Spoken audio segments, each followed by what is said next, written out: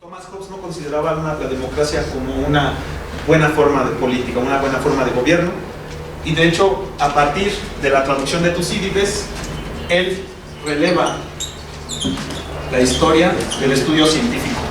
¿Por qué? Porque él considera que al estudiar la historia, sobre todo de los pensadores griegos y latinos, en una mente que no está educada, lo único que va a generar es el deseo de rebeldía, pero una rebeldía no fundada, lo que va a originar enderrocamientos del rey, levantamientos que no tienen un fundamento alguno. Por eso Thomas Hobbes dice que la historia no es para cualquier persona. En 1636 hay un conflicto entre el Parlamento y Carlos I. Sobre todo lo que se estaban peleando era los límites del soberano. ¿Cuáles eran los límites para el soberano al actuar? Por un lado, el Parlamento le quería prestar poder, y sin embargo Carlos I quería ponerse por encima del Parlamento. Ahí es donde Thomas Hobbes empieza a tener sus ideas políticas de que el soberano debería tener poder absoluto, que ya debería cancelarse el tradicional derecho divino, de que los soberanos son reyes por derecho divino, sino más bien un soberano debe pensarse, o más bien una forma de gobierno debe de pensarse desde una física mecanicista. La gran aportación de Thomas Hobbes a lo que se conoce ahora como filosofía política es que Thomas Hobbes dejó de un lado la metafísica, todas estas ideas, sobre todo él va a decir de la historia clásica, de la historia latina, de la historia griega, para aterrizarlos en cosas científicas. Thomas Hobbes lo que quería es, a partir de las ciencias exactas como las matemáticas, la geometría, la física, reducir todo el aparato político en términos científicos. Thomas Hobbes yo creo que sería de los primeros en tratar de hacer la filosofía política una ciencia. ¿Vale? ¿Dudas? En 1646 empezó la redacción de su libro más famoso, El Leviatán. Por ese tiempo fue llamado para que fuera igual preceptor, pero ahora del hijo del rey, que era Charles, que después se volvió Carlos II, me parece, o Carlos III. Sí, ¿verdad? Carlos III o Carlos II. Bueno, en 1651 Hobbes se quería congraciar con la monarquía porque había tenido discusión a partir de su libro Leviatán. Algunos expertos piensan que este fallido intento de congraciarse se debió a que Hobbes en un mal momento le regaló una copia de Leviatán al príncipe Charles, y el príncipe Charles por ese momento había sufrido una derrota. Entonces él, al leer el Leviatán, creyó que Thomas Hobbes estaba quitándole su poder como soberano o estaba ridiculizando la autoridad del rey. Entonces muchos expertos opinan que Thomas Hobbes eligió un mal momento para congraciarse con la monarquía. Él estuvo en la redacción del Leviatán, él estuvo a cargo del hijo del rey. El rey era Carlos I, su hijo era Charles. Entonces sí lo pudo haber leído, pero más bien lo entendió mal, y además en un mal momento, venía de una derrota. Porque en el caso anterior, sí. Maquiavelo obsequia el libro, y el cuate Charles, no, el de los ricachones, el que recibió el libro de Maquiavelo, Lorenzo de Medici, no lo leyó. O sea, no son hombres de letras estos cuates. Además que era muy joven, ¿no? Realmente cuando recibe el libro es muy joven, no sabe gobernar, pero poco a poco sus consejeros lo que les dicen que pues, aguas con ese Maquiavelo. O sea, a eso lo que voy, pudieron haberle dicho, hablado al oído al príncipe, oye, este cuate dice esto, este cuate dice aquello.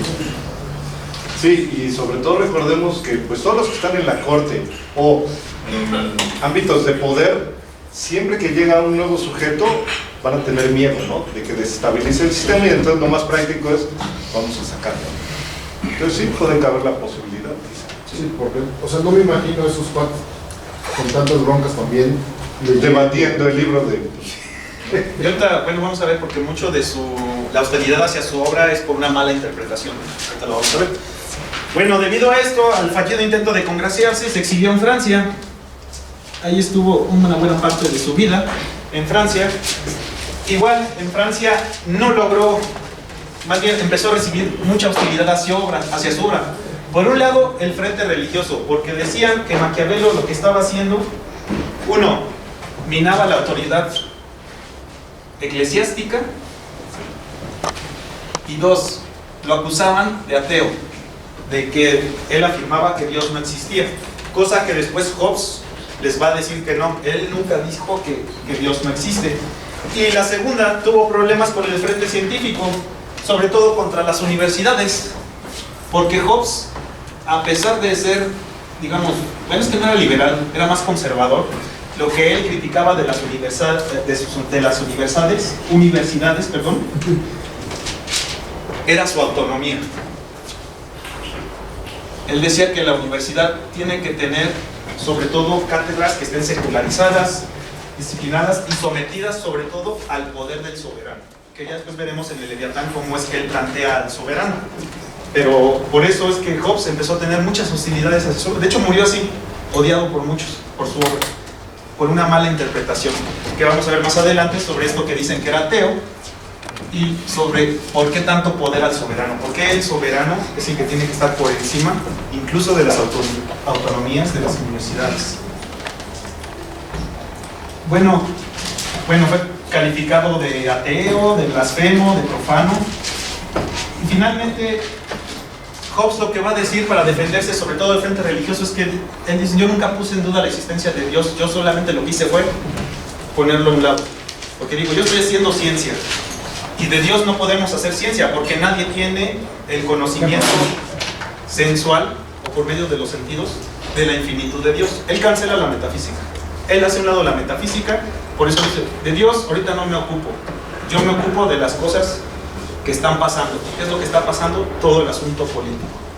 Por eso también vuelvo a lo mismo, por eso él piensa la política desde una física mecanicista, ¿sí? Ya no cree en el derecho divino de los reyes, ni tampoco en la moralidad. ¿Por qué? Mecanicista. Mecanicista, que todo va a actuar, todo tiene un orden, de acuerdo, porque él está pensando en causa y efecto, y se puede medir sobre todo.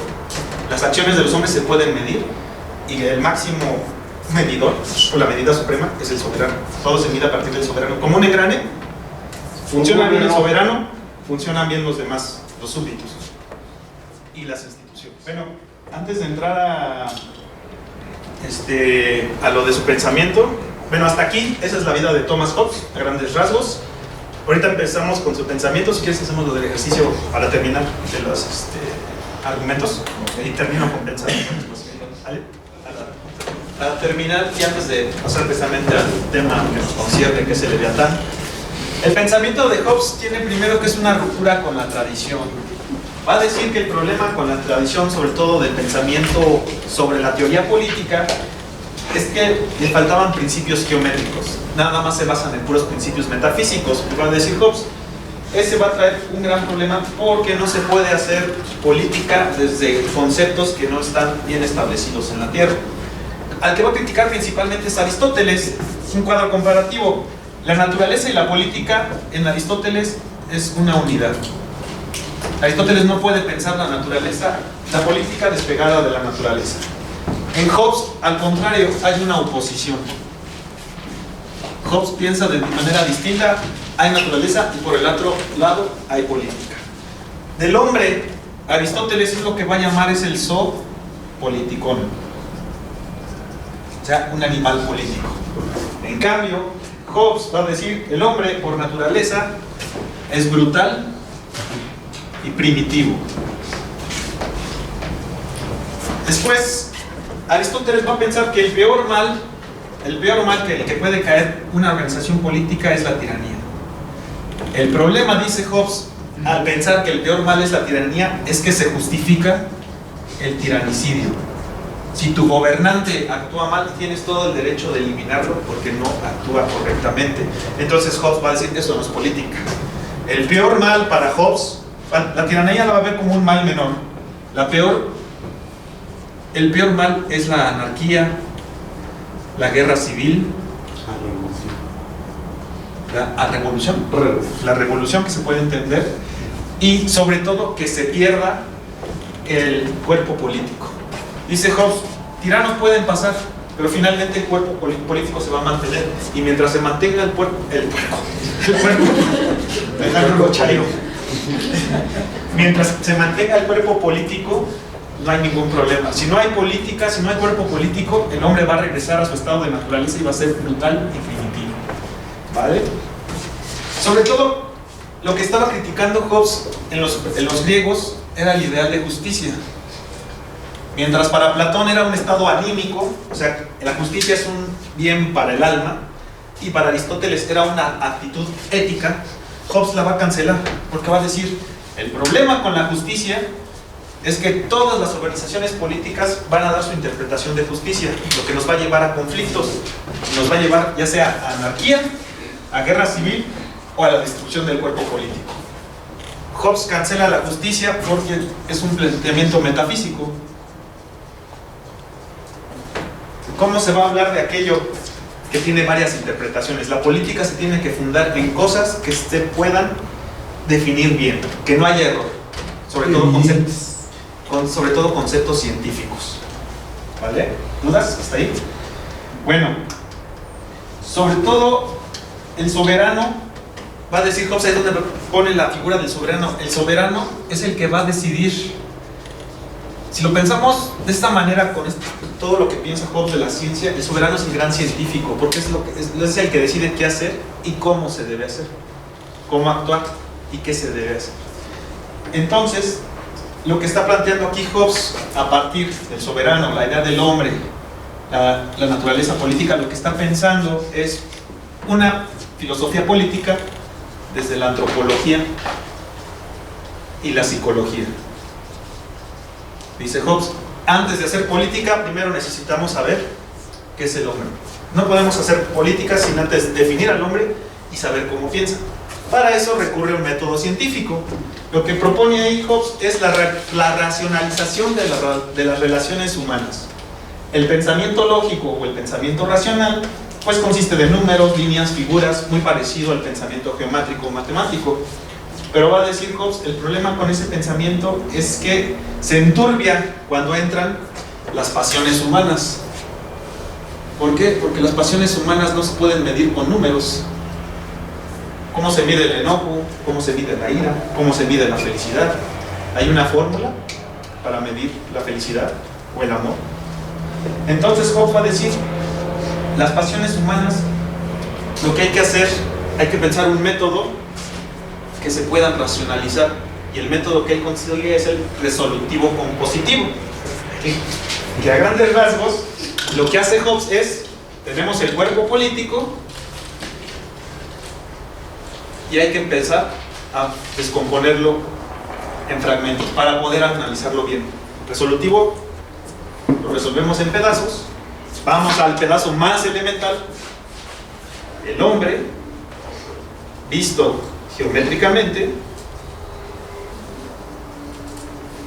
para que a partir de ya teniendo estos pedazos elementales vayamos entendiendo el cuerpo político. Ya vamos a la otra parte, la composición del cuerpo político a partir de elementos científicos, en este caso el hombre visto científicamente. Bueno, ¿cómo funciona el método del conocimiento? Para que funcione este método, para poder medir al hombre, primero, idea de causalidad. Necesariamente a todo efecto le precede una causa. Hobbes no piensa en otra cosa. Todo efecto tuvo que tener una causa.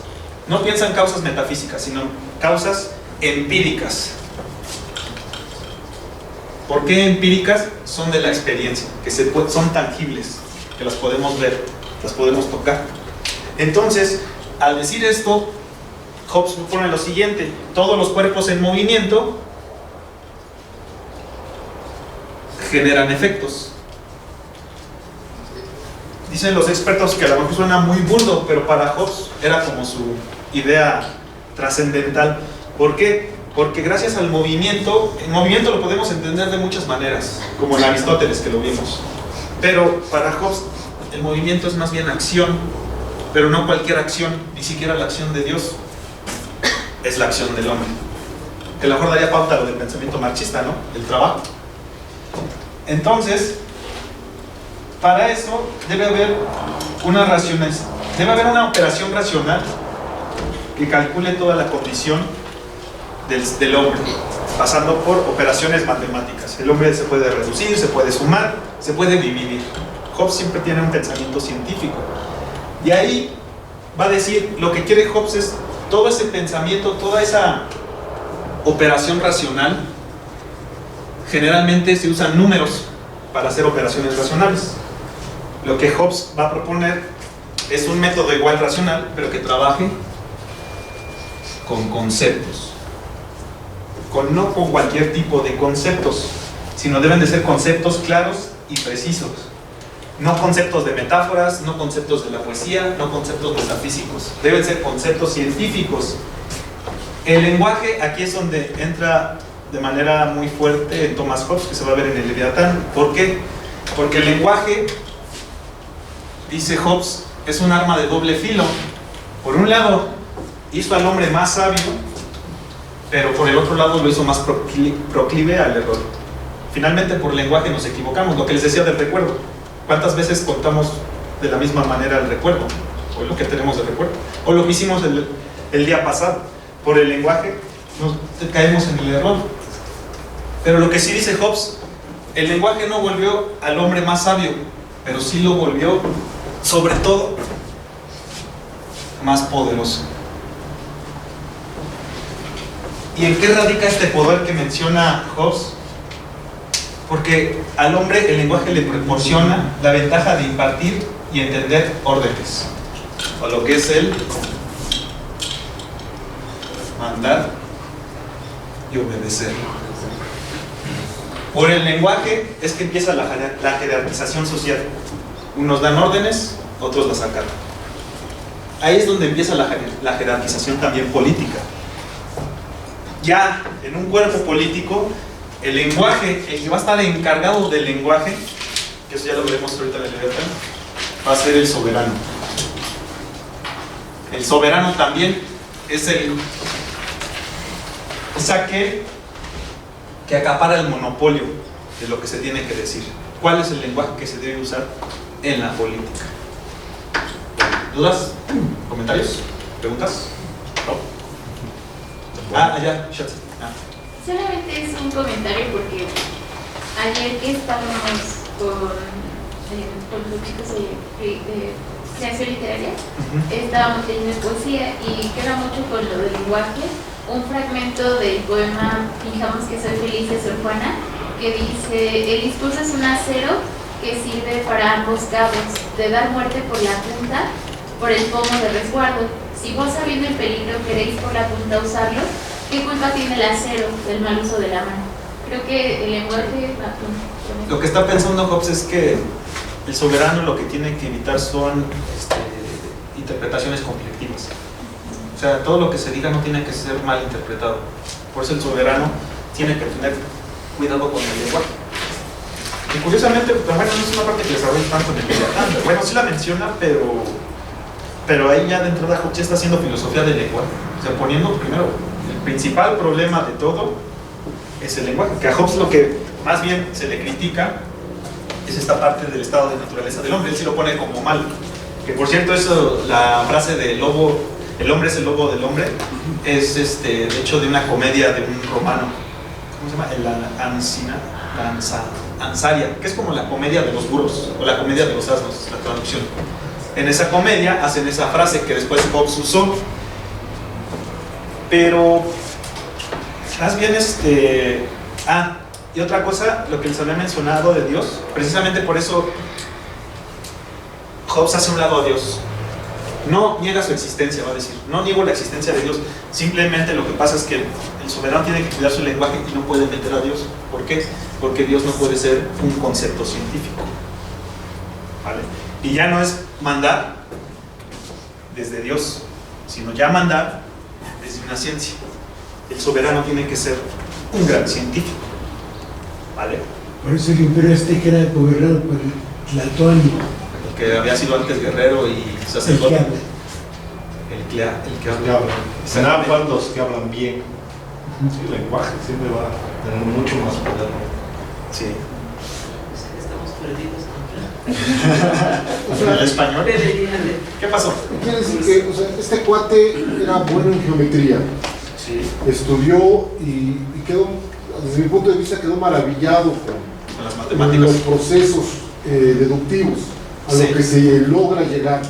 Y eso lo trata de aplicar En el ámbito político. en el ámbito político por su nacimiento, pues, nacer en guerra. Empieza a deducir de la acción. Y entonces esas construcciones pues, son muy importantes los axiomas. Y viendo los autores que mencionaban la clase pasada que íbamos a tocar, pues nada más cambian las bases. Hobbes, el hombre es malo. Y de ahí llega a que el rey es la única solución para poder enderezar esta sociedad. Y la contraparte sería Rousseau. El hombre es buenísimo, casi. Salvaje. Entonces, la solución es el hablar entre todos y llegar a un acuerdo. Y todo eso podríamos considerarlo desde el punto de vista de matemáticas como los axiomas no existen en sí, sino solo lo que uno define. Sí, y el que define eso es el soberano.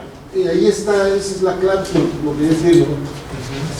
El hombre es malo porque nací en medio de una guerra civil inglesa, porque nací en la guerra de los 30 años, o sea, yo lo único que puedo ver es maldad, y de ahí parte.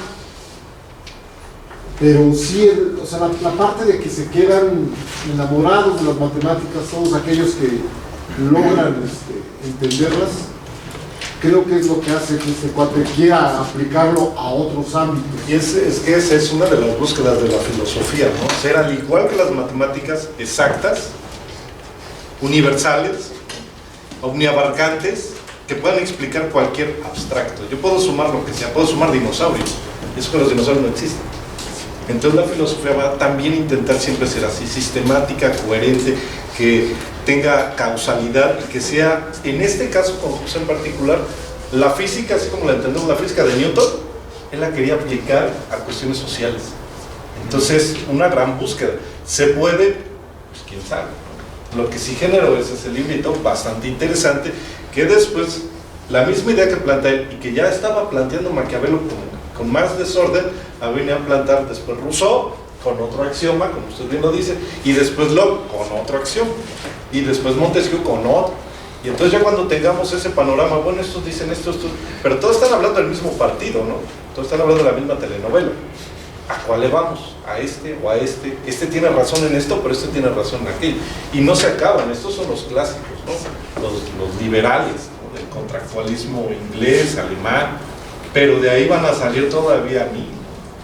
John Stuart Mill, por ejemplo, va a ser otro, ese va a venir en el segundo módulo.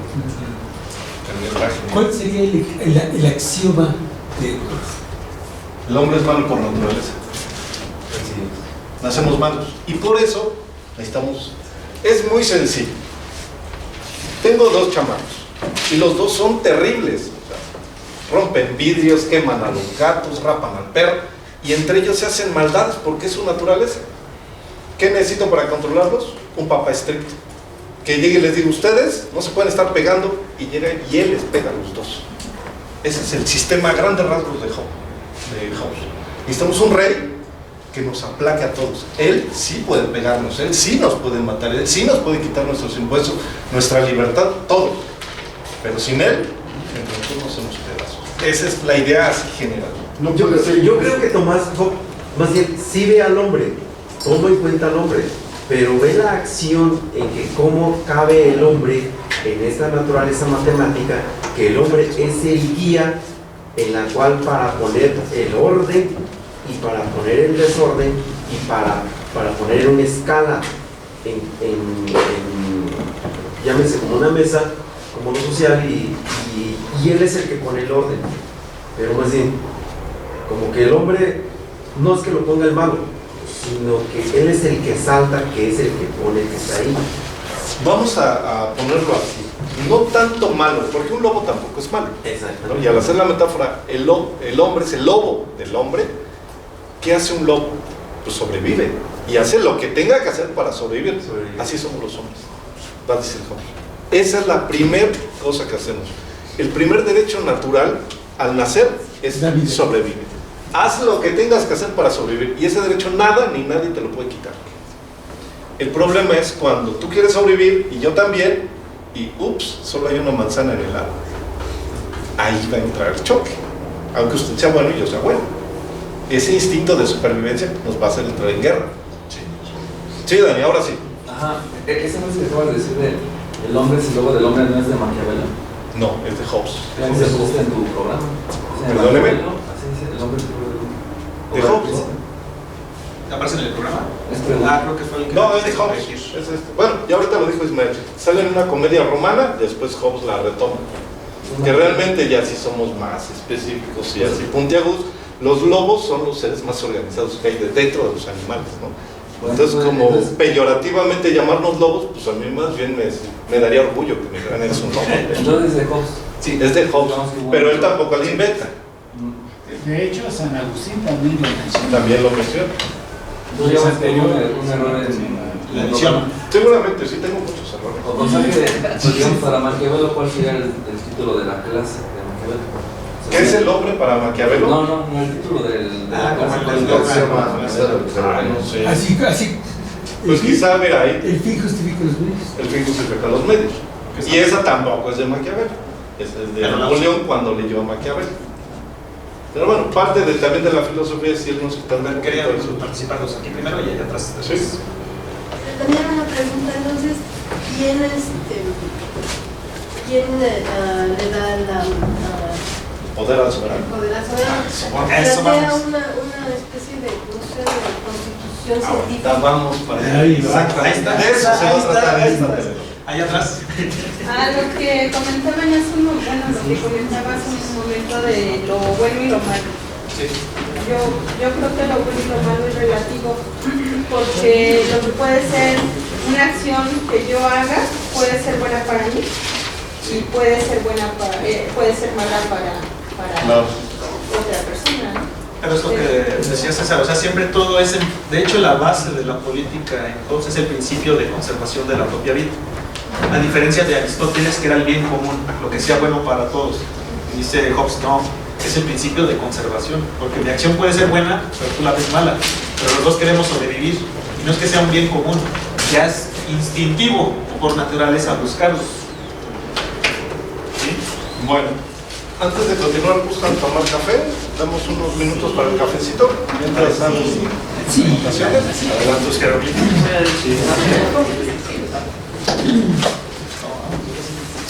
Me pasaron la lista.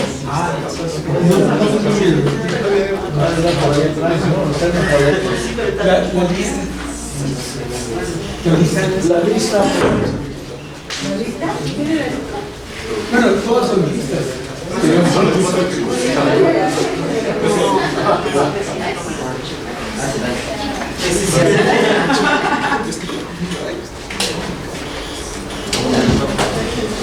Lo que pasa es que yo creo que lo desechan.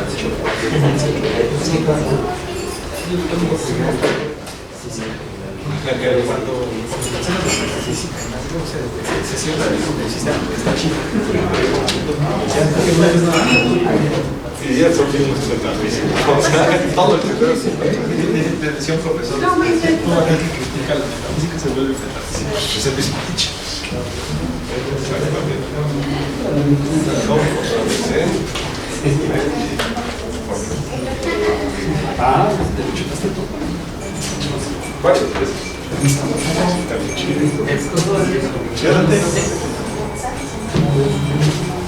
Entonces iban a ser apropiados los libros de música, ¿no? Para Sí, ahorita vamos a hacer preguntas al final.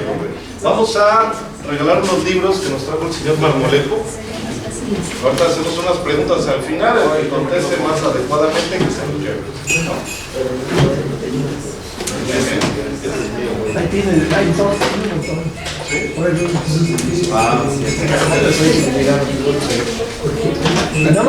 Nada más estaban esas abiertas, pero ahora hay más títulos. Sería uno de los, de cada uno de los pero no sé. Nos vamos a preguntar a ver si nos regalamos.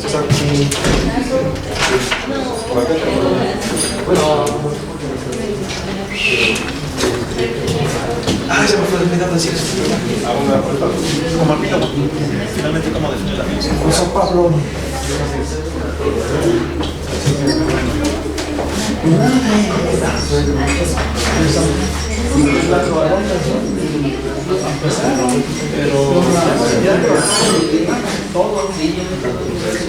Se supone que primero era cardenal, bueno, se hizo a partir de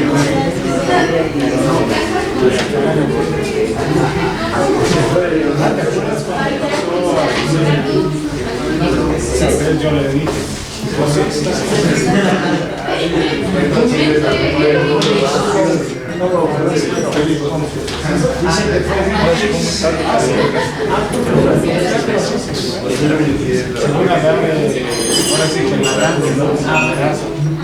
pero pasaron como 3 semanas para que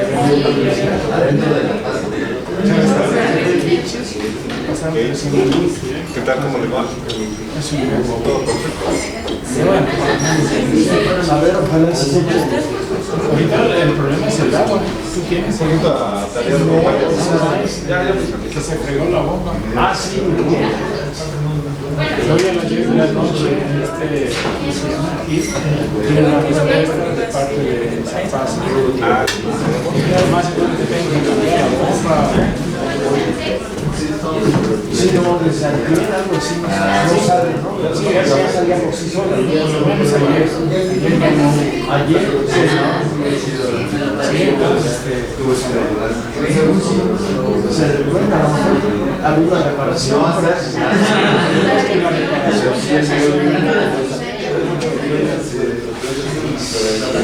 es saber si tienen alguna por ahí que sea equivalente.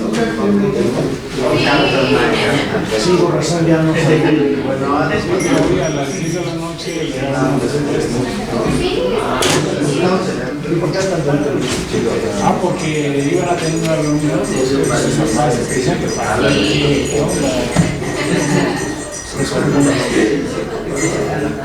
parece que por mientras van a abrir las válvulas del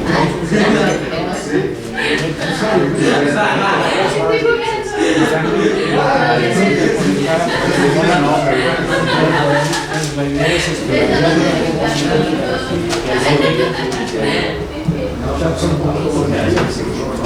mientras tienen bien. Nosotros no estamos habituados a que la pipa no tienes más que un funcionario enterrado. Chiquito. ¿Cuánto va a durar?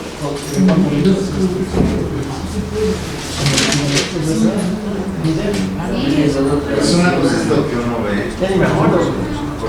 Yo terreno grandecito, 2.500 litros. No, 1.700.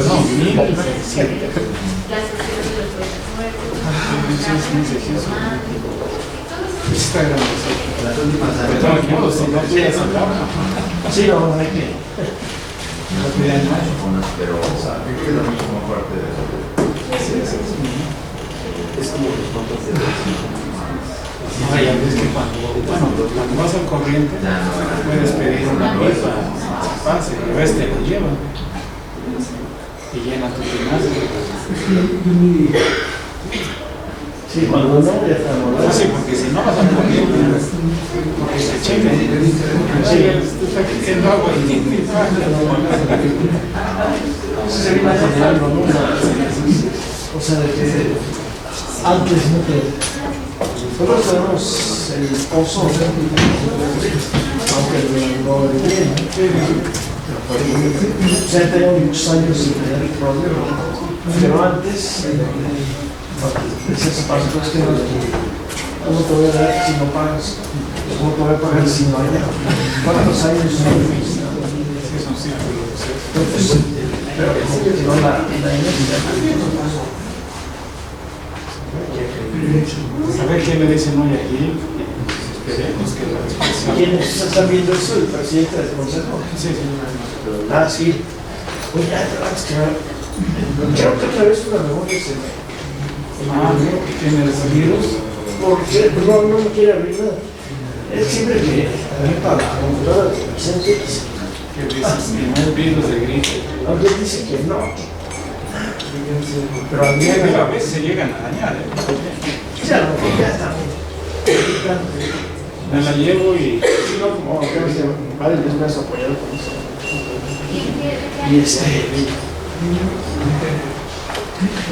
correcto, las traigo ahí. Es donde le llevo las fotos para el programa de radio, donde me dan los programas para subirlos a un canal de YouTube.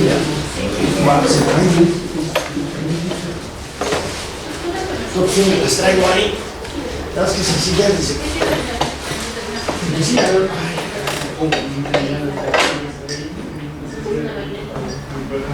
¿Y qué pasó con Elizabeth?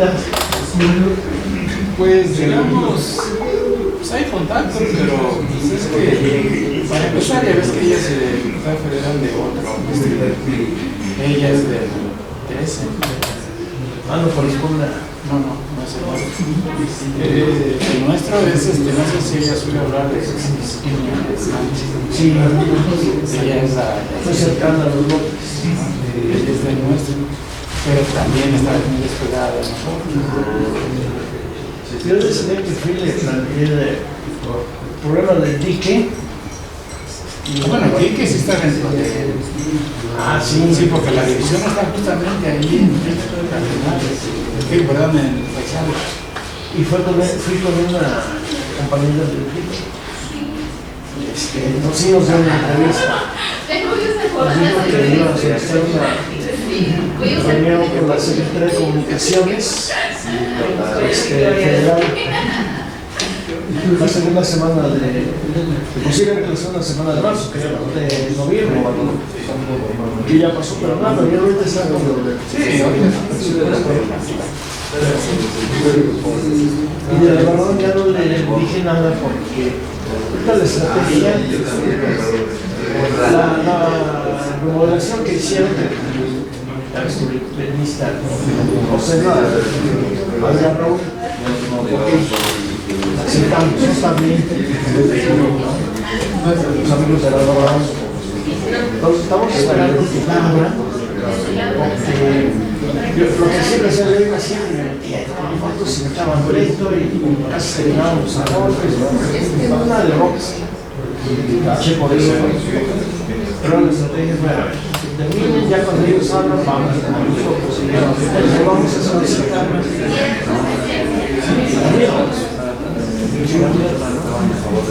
que esa parte de la casa de Estado es mi idea y se restaure la parte de los Ruiz y Aizcali.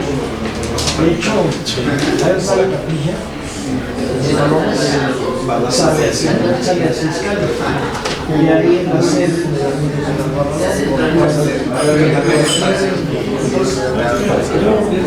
ahora sí el restaurante abrieron, descubrieron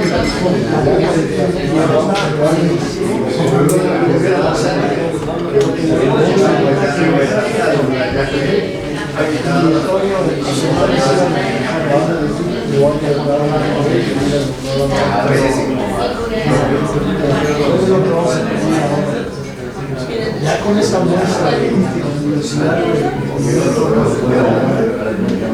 ahora se les está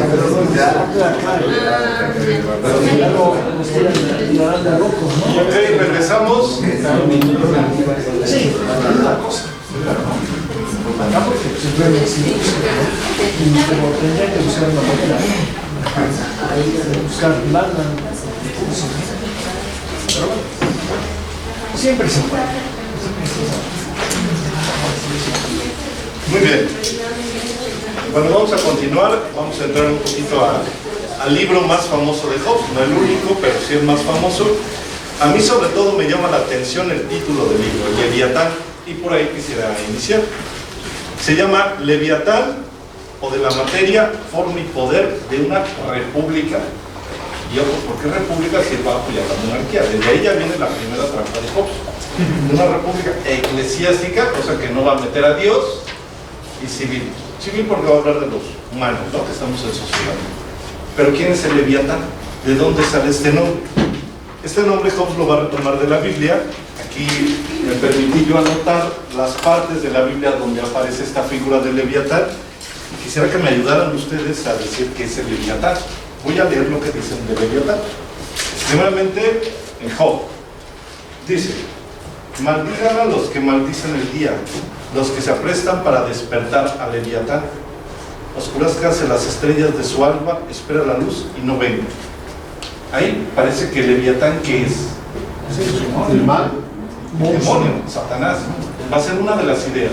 El Leviatán es Satanás. En otra idea, 541.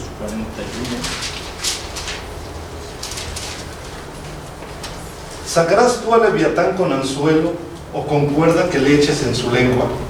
¿Podrás tu soga en sus narices y ahondarás con su garfio su quijada? ¿Multiplicará el ruego para contigo? ¿Te hablará él lisonjas? ¿Hará pacto contigo para que lo tomes por siervo perpetuo? Ahí está hablando, pero de la bestia marina.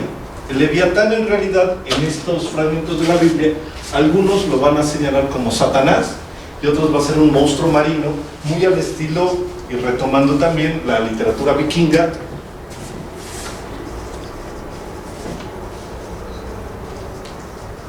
al Jormungandr. ¿Alguien ubica esta figura de la literatura o de la mitología vikinga? No. Jormungandr con J. ¿No? Es uno de los hijos de Odín.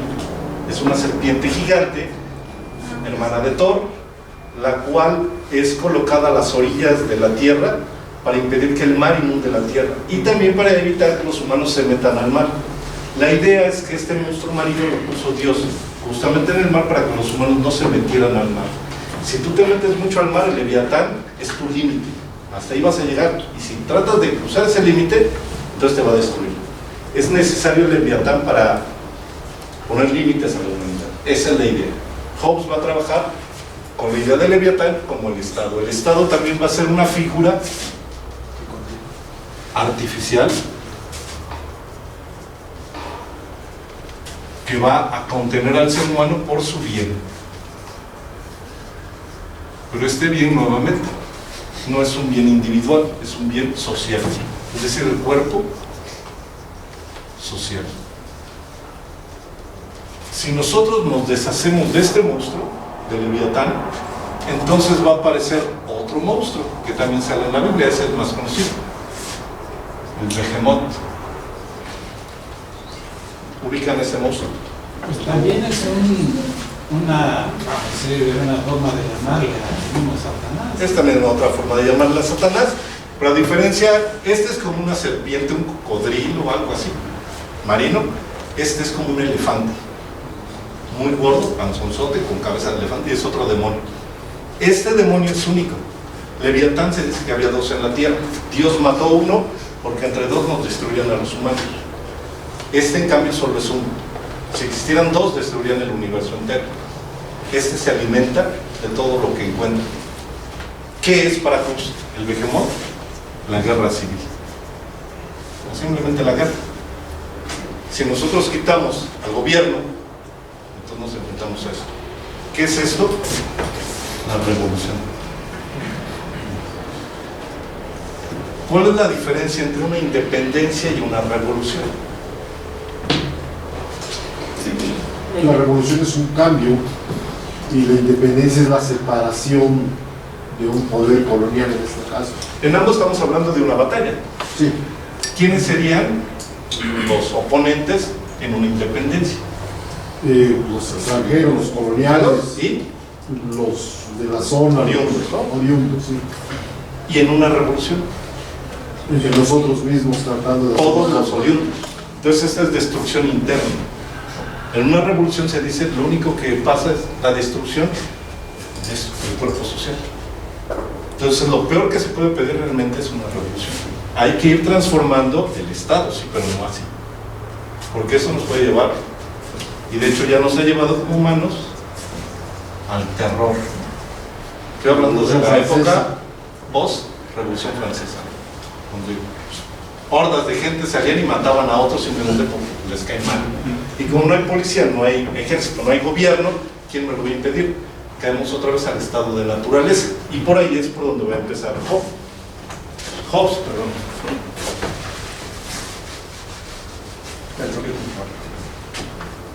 ¿Qué características va a tener? ¿Perdón? El de arriba, ¿de dónde es? ¿De Inglaterra? No, digo, vikingo. Ese, vikingo. ¿Y el de abajo? Este es de la Biblia.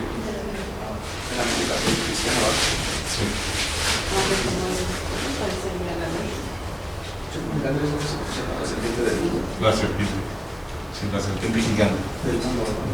La que se va a tragar al final de Jonás. todo el mundo. Sí. En la raja. Más fue una ballena. Una ballena. Pero también le dice Leviatán, como la de Pinocho. Muy bien, va a haber 3 estados. Los voy colocando aquí. Primeramente está el estado natural, o de naturaleza.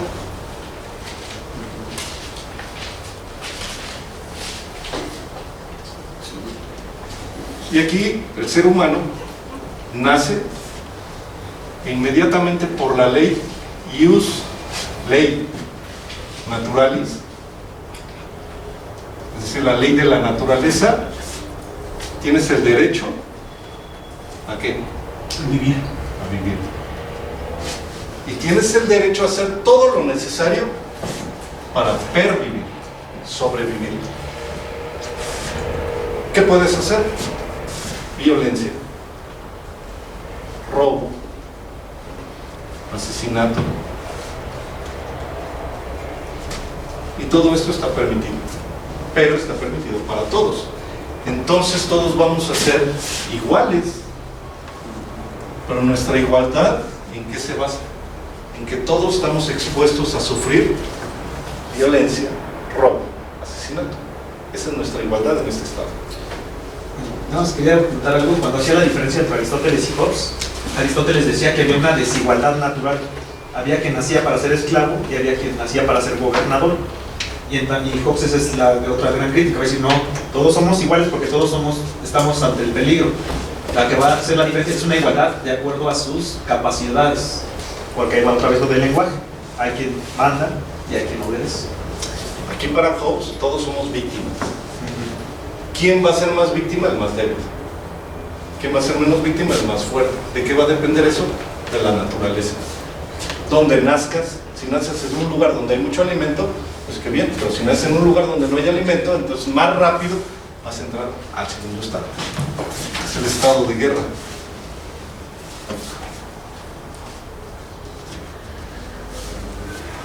En este estado, lo que perseguimos son nuestras pasiones,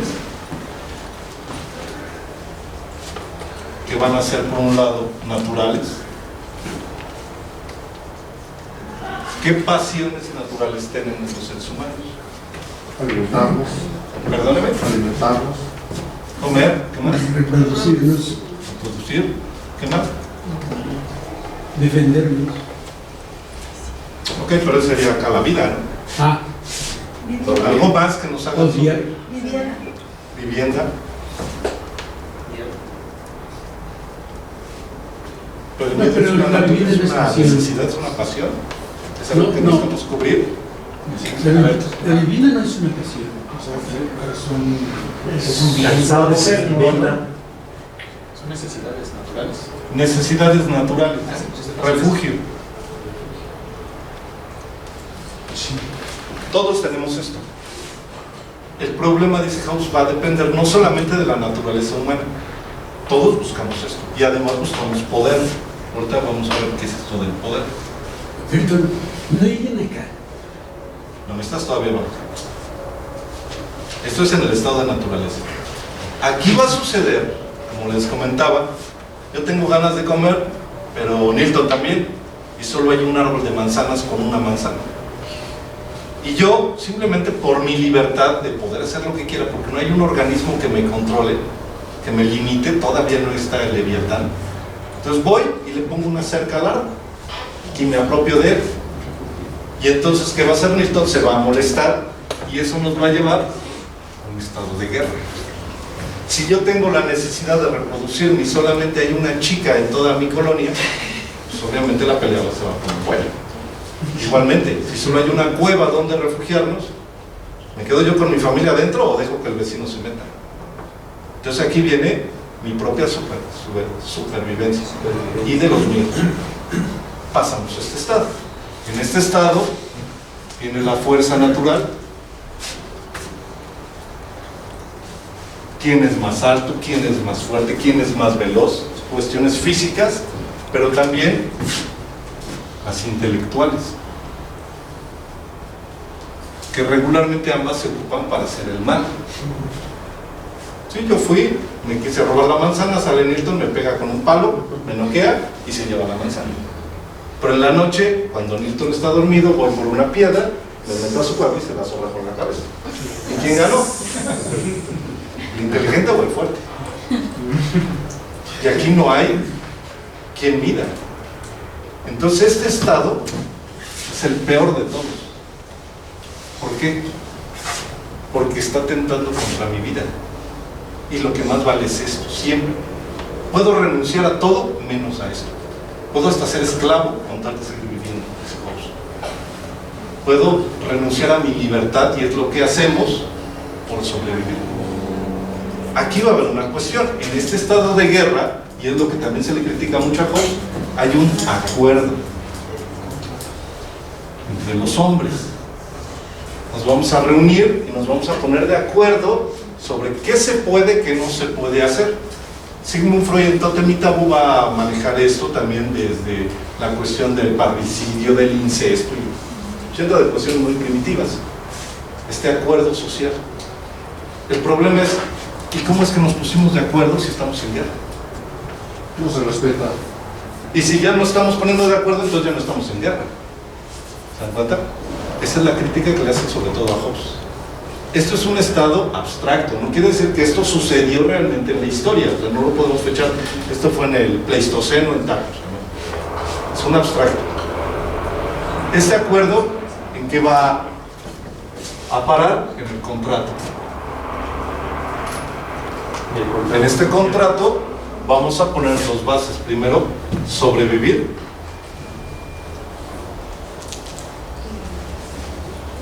Eso es lo que buscamos. Supervivencia. ¿A cambio de qué? Vamos a renunciar a la libertad. ¿Cuál libertad?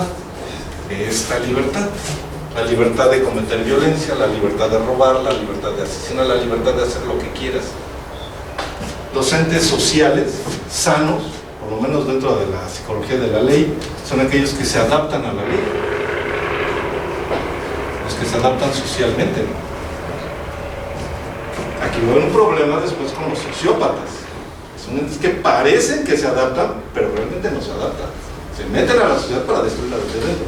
Un psicópata, ese se queda acá, dice, no, yo vivo acá, yo no tengo por qué meterme aquí ni meterme acá. Yo vivo aquí. Quizá no tiene miedo a su propia muerte. Entonces el psicópata no va a poder entrar en estas reglas. Él tiene que ser desechado. No, el sociópata sí. El sociópata es aquel que entra a la sociedad, parece un ser social, trabaja, hace lo que cualquier otro, pero no está conforme con esto e intenta destruirlo por dentro. Cuando puede, comete esto. Cuando puede, cuando no lo cacha. Es el sociópata. Necesito algo, se lo quito a alguien. Sí, claro. Si nadie me ve, pues si me ven y me van a cachar, porque está bien respetar la ley. Ese es el sociópata. Por eso los peligros son los sociópatas. Pues hacen trampa. Un psicópata no, un psicópata tú lo ves ahí destazando al perro y ya es lo más tranquilo del mundo. Un sociópata no. Por eso es peligroso los sociópatas. Nos vamos a adaptar. Pero necesitamos una fuerza. Todas estas renuncias a nuestra libertad generan una fuerza. Toda esta fuerza se la vamos a dar a un hombre, a uno solo. ¿Quién? Hobbes va a hablar desde su contexto, o sea, no es nada tonto. Él está bajo una monarquía. Uno puede decir, quitémoselo al rey, démoselo al parlamento. Aunque aquí lo dice, es una república. Buscamos un parlamento, las repúblicas tienen un parlamento, no tienen una monarquía. Pero dentro ya del libro vamos a dárselo a quién, al que nosotros consideremos mejor. Y hay un tratado. El monarca se va a comprometer a esto, por todos los medios. Él puede usar la violencia, puede usar el robo, puede usar lo que él quiera, siempre y cuando garantice esto. Y si te está garantizando tu vida, lo debes de obedecer ciegamente, en todo. Si te dicen te vamos a ejecutar, ahí sí ya no, porque entonces ya no es. Pero, otra vez, este tratado, aunque tú renuncias individualmente, el contrato que se hace es un contrato social. Es decir, el monarca va a responder al pueblo, no al individuo. Pero el individuo sí responde al monarca. Es un tratado no bilateral, de manera igualitaria. Por un lado, yo como individuo me uno a este contrato, yo renuncio a mi libertad, a mi violencia, pero el soberano no me tiene que respetar nada de mi vida, tiene que respetar la vida de todos. Y si mis acciones alteran esto, entonces él me puede quitar la vida. Y está dentro del contrato. O sea, las últimas ejecuciones que hicieron en Francia en el siglo XV, hablan de un tal Damiens. Hay un libro genial, los invito a que lo lean, que es parte de esto mismo, se llama Vigilar y Castigar, de Michel Foucault. Y ahí él va a trabajar como el último parricida. Damiens fue descuartizado con tirones de caballo, fue quemado, fue mutilado, le arrancaron la piel, le arrancaron los pezones, y todo eso simplemente porque sacó una navaja mientras iba pasando el rey. ¿Por qué tanta violencia? Porque el rey no castiga como un individuo, el rey castiga como toda la sociedad. No estás atacando a un individuo. Tratar de matar a un rey no es matar a un individuo, estás matando el cuerpo social. Por eso la ley debe ser dura e implacable, debe ser mucha fuerza impuesta a un solo individuo. ¿Esto qué va a hacer? Que el cuerpo social se mantenga otra vez en orden. La misma idea un poco más aterrizada, es la mamá que llega, ve a los niños peleando, dice, ya les dije que no se peguen, pero ya se les pega. Es un poco contradictorio, pero es necesario. La violencia para Hobbes únicamente la va a tener el rey.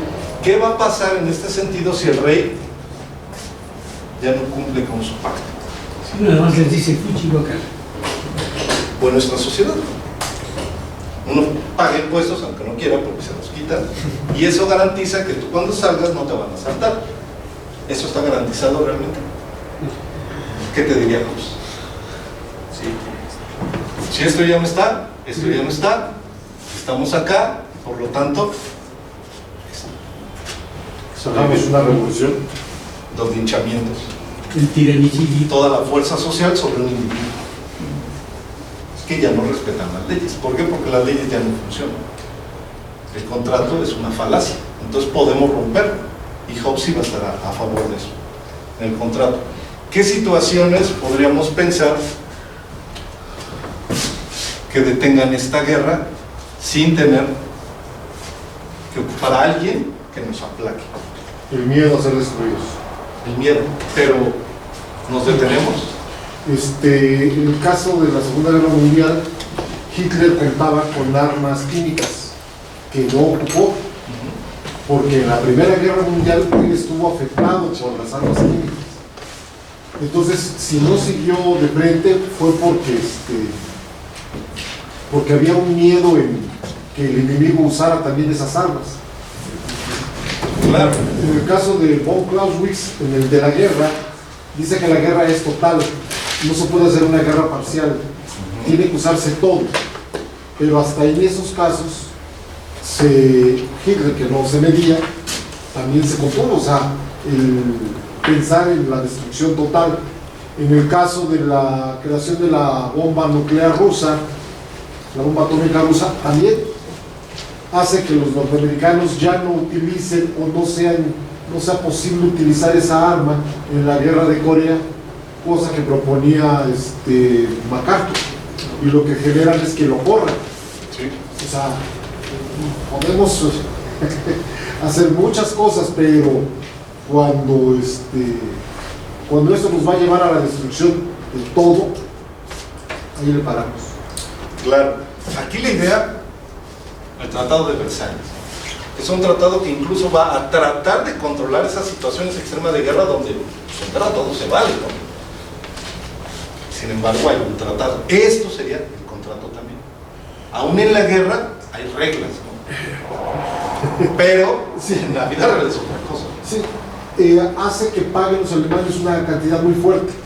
Les genera crisis económicas, crisis inflacionarias y permite la llegada de Hitler. O sea, el Tratado de Versalles no toma en cuenta a los japoneses que tenían un imperio, y en ese instante ellos empiezan a armarse para tratar de crear su propio imperio. O sea, el Tratado de Versalles genera una guerra, o sea, lo único que hace es preparar a la segunda. Y entonces podríamos considerar que la primera y la segunda son la guerra de los 30 años del siglo XX. Es que le iba a decir, por miedo, bueno, que naciones no se destruyen, pero interiormente una nación se destruye por miedo, ¿no? Como el caso de, por miedo, cuántas veces no se juzga a una persona, o igual el mismo miedo a la hora de, bueno, me ha tocado ver linchamientos, y eso es la gente que está a lo mejor muy exaltada, pero es el miedo, y el miedo ya se los lleva, ¿no? Y hasta que no realmente quieren matar a la persona o al delincuente, o sea, pero el miedo mueve. Tengo un caso, estaba yo en una marcha, en una manifestación en el Zócalo, y la Preparatoria Popular lanza una bomba molotov a la Puerta Mariana, y en ese instante la gente empieza a correr. Yo estaba a distancia, yo no me enteré de nada, pero en el instante en que veo cómo corre la gente en tropel, yo corrí sin preguntar, sin analizar, sin una pizca de lógica. Fue un miedo el que me hizo, tú corre, porque todo el mundo estaba corriendo. Exactamente. Aquí la situación con Hobbes, van a salir otros puntos que después pues, vamos a seguir tocando con los demás autores. La vida es el valor supremo para él. ¿Es correcto matar para sobrevivir? Piensen, ¿es correcto matar para sobrevivir? ¿O no es correcto?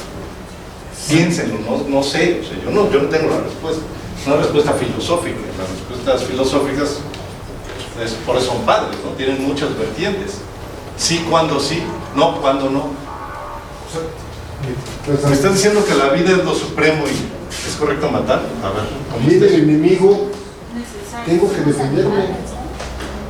Somos animales, Hobbes nos va a comparar con los animales.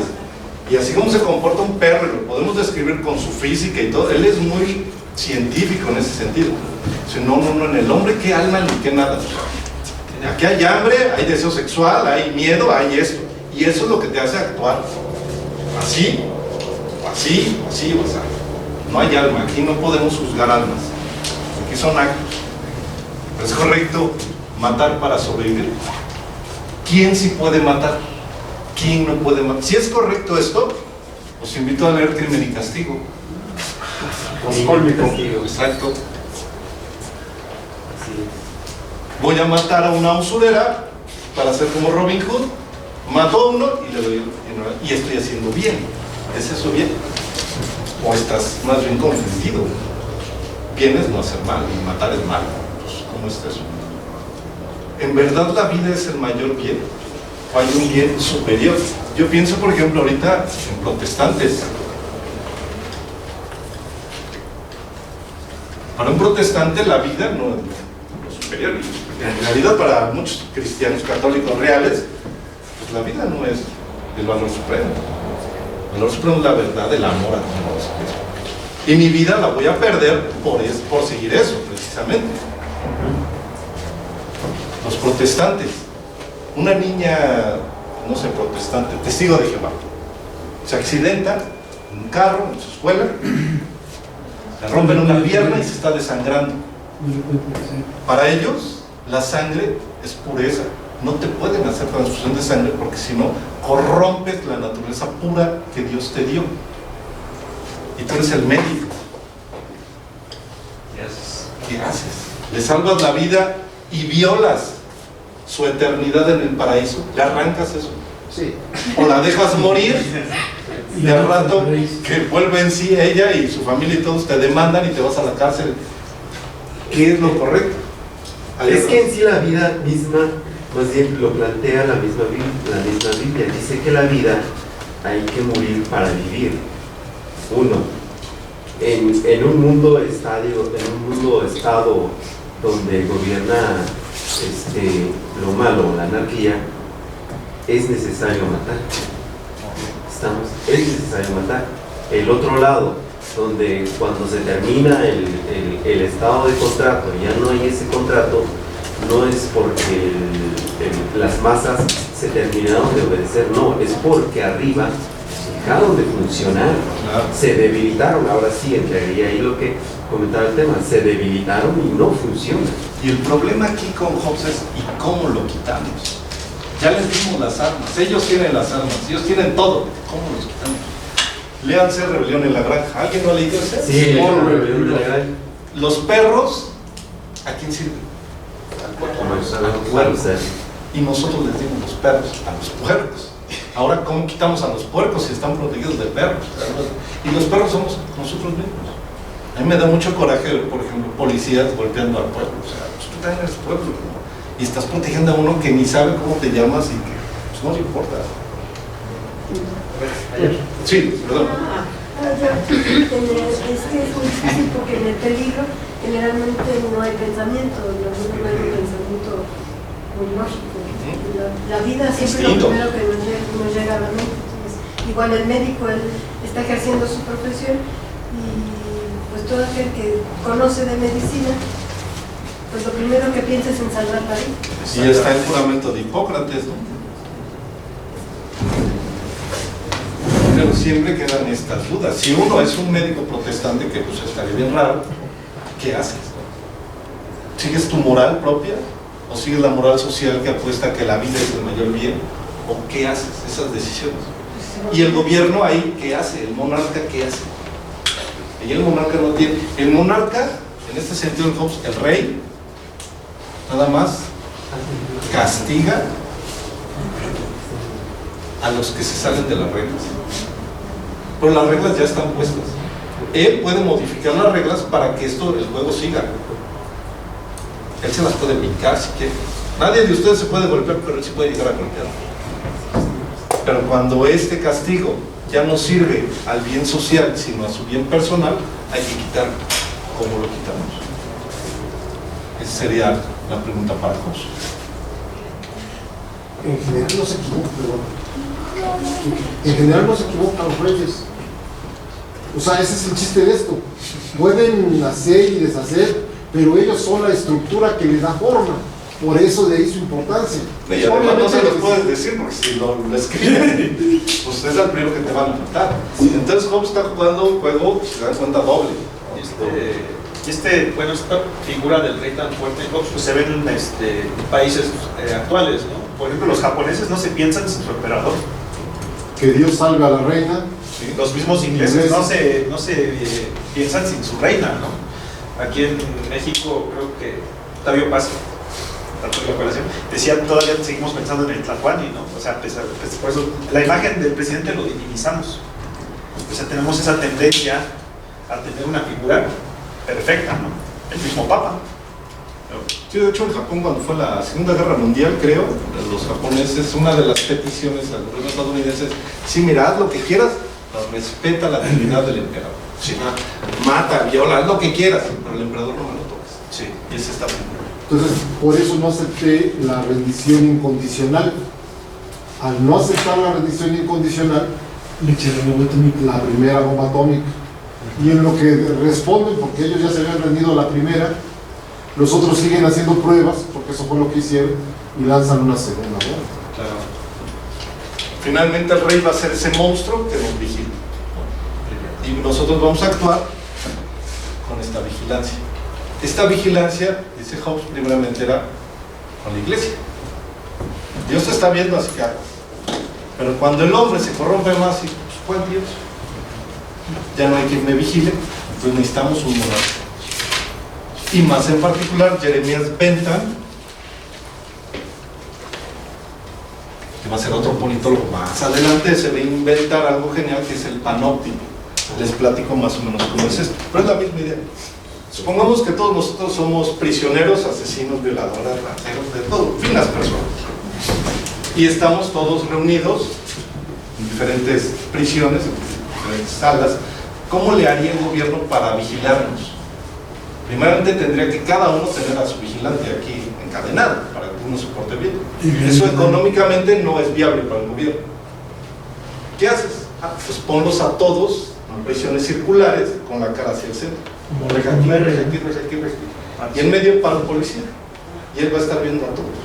Uno vigila a todos. Eso económicamente ya es mucho mejor.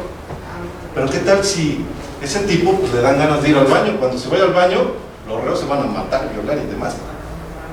¿Qué ponemos? Invéntate el panóptico. El panóptico es una torre que en la parte superior tiene un cuarto con vidrios en todos los lados, ahumados, para que de fuera no se vea hacia adentro, pero de adentro sí se ve hacia afuera. Y la simple imagen del panóptico, estar ahí, hace que los reos se protegen, aunque no haya de dentro. Modernamente, ¿qué es eso? Pon una cámara. Los videocámaras. Ahí está la cámara. Y como ahí está la cámara, sin saber siquiera si funciona o no funciona, véanlo en las tiendas. Cuidado porque está la cámara. Y te dices, esa cámara es falsa. Pero ya con eso, ya te portas diferente. En un elevador te metes solito, está una cámara y te comportas diferente a que si no hubiera cámara. Son sistemas de control. Aquí Hobbes todavía muy inocentemente dice, bueno, si van a controlar a los malos, los nuevos politólogos, si no, el gobierno, los que menos les interesan son los malos, los que no nos interesan son los buenos. ¿Por qué? Porque los buenos son los que me quieren quitar el poder. Tomo de pretexto a los malos, de hecho meto yo malos, ¿para qué? Para meter más patrullas. Oye, aquí hay una colonia de puros pensadores que quieren quitar al gobernador. Mételes ahí uno que otro ratero, una violación por ahí, y los atascamos de patrullas. Y esas patrullas ya no van a agarrar al violador, van a agarrar a todos estos que están pensando. El mismo gobierno va a inventar sus sistemas de represión. Con Hobbes aquí nace. El primer que va a reprimir es el rey. ¿Por qué? Porque nosotros le dimos ese poder. Delegamos ese poder.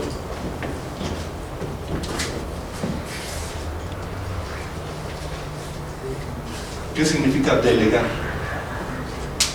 Ceder y poder. Ahora escucha. Y el gobierno tiene todo eso.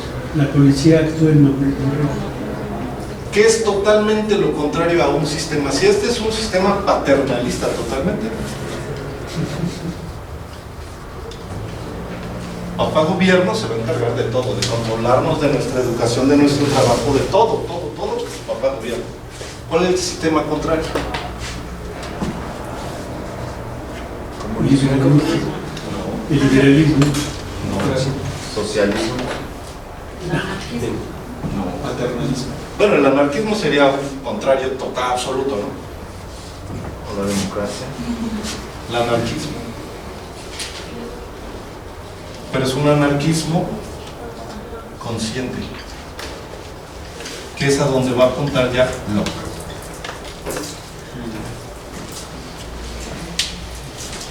¿Por qué ustedes que están sentados ahí no se golpean, no se insultan entre ustedes? Si Hobbes dice que somos malos. A mí ya se me antojó el agua de chachis que hubiera robado. Al fin Hobbes dice que soy malo y lo hago para sobrevivir. ¿Por qué no lo hago? Locke va a decir porque hay conciencia en ti. Y esa conciencia no te la da el rey, no te la da el gobierno, no te la da nadie, ni tu maestro, ni tu mamá, nadie. Esto ya viene dentro, preprogramado. El problema es que no lo seguimos. Qué fácil es seguir a tu conciencia que siempre te está diciendo vete por acá y tú te haces el sordo, te vas por allá. Entonces aquí es donde radica el asunto. Para Locke, para Hobbes es no. Esta conciencia lo que me pide es roba, mata, viola y mientras te sea más fácil mejor. Entonces ahí van a estar las dos posturas de los seres humanos. ¿Ustedes con quién se van más? ¿Creen que el ser humano sí por naturaleza es malo? Y veámoslo quizá, todo depende otra vez de la perspectiva. Si tú ves a un niño de kinder, sería difícil afirmar que ese niño es malo. Pero ve a ese mismo niño después sentado en una silla presidencial y afírmame que es bueno. Un niño de kinder sí golpea a otro niño de kinder. Naturalmente, por naturaleza. Sí, porque nace egoísta.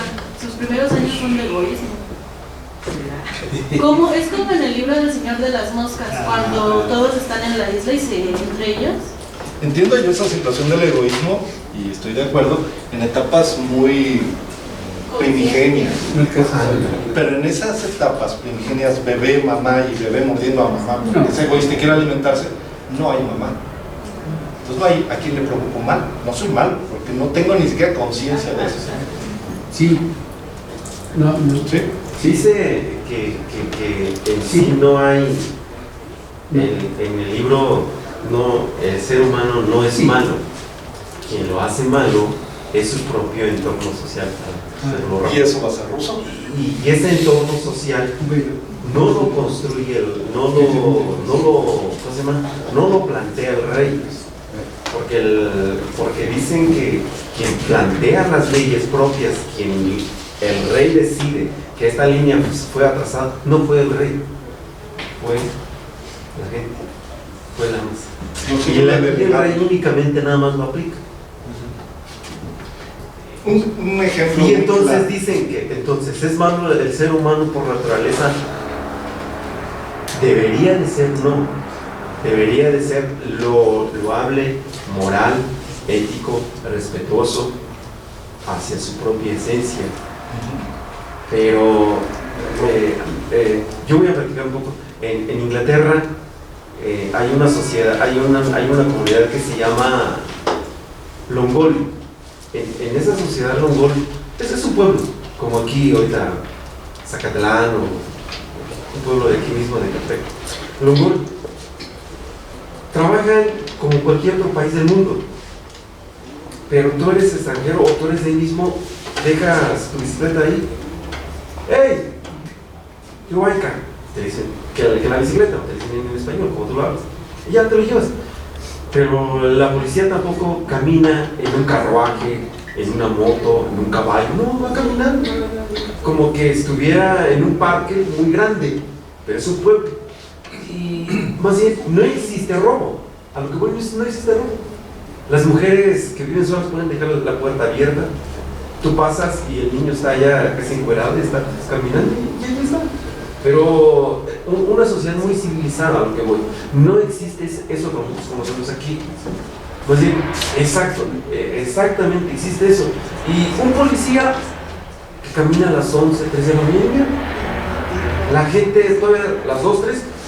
Yo decía no, aquí si fuera México, que ya se hubieran descargado todo. Dije, no, más bien, muy diferente. ¿Pero a qué se debe? Pues la propia conciencia de la gente, la propia disciplina de sus reyes. En algunas ciudades, por ejemplo de Canadá, incluso en Cuba también. Ah, sí, también. Ahí está eso. Sí. Y es lo que promueve. El gobierno nada más va a servir para repartir servicios, nada más. Administrar los dineros, pero nada más.